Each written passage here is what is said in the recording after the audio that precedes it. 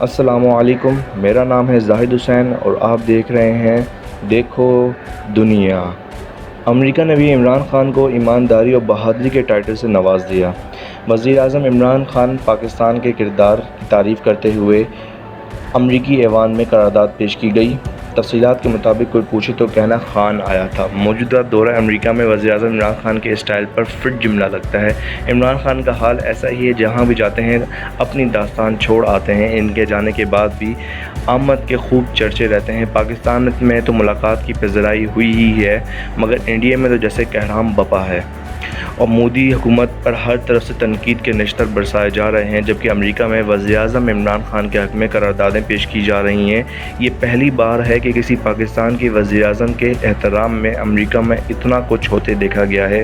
وزیر اعظم عمران خان کے دورہ امریکہ پر امریکی ایوان نمائندگان میں قرارداد پیش کی گئی، جس میں عمران خان کو بہادر اور ایماندار قرار دیا گیا۔ امریکی ایوان نمائندگان کے رکن جیکسن لی نے ایوان میں قرارداد پیش کی، جس میں وزیر اعظم عمران خان کے دورہ امریکہ کا خیر مقدم کیا گیا۔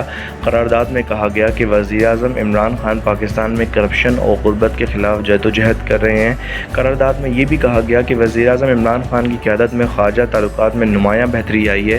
قرارداد میں افغان عمل میں وزیر اعظم عمران خان کے کردار اور دہشت گردی کے خلاف جنگ میں پاکستان کی جانی و مالی قربانیوں کا بھی اعتراف کیا گیا۔ کہا گیا کہ عمران خان نے قبائلی علاقوں میں پہلی بار حکومتی عملداری قائم کی۔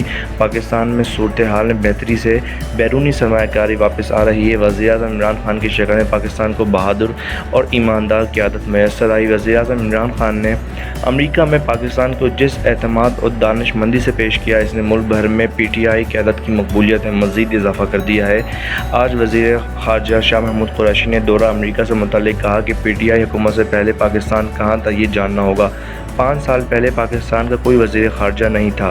6 سال سے امریکہ میں لابنگ کرنے والا کوئی نہیں تھا۔ انہوں نے مزید کہا کہ پی ٹی آئی حکومت سے قبل کا پاکستان تنہائی کا شکار ملک تھا۔